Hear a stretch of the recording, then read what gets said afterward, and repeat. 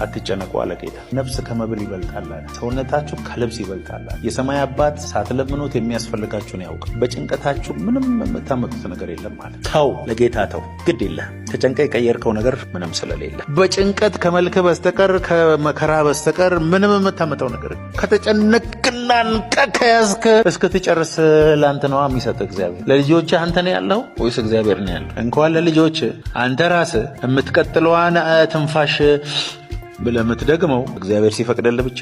የሚያስጨንቃችሁን በእሱ ላይ ምን አድርጉት? ጣሉት።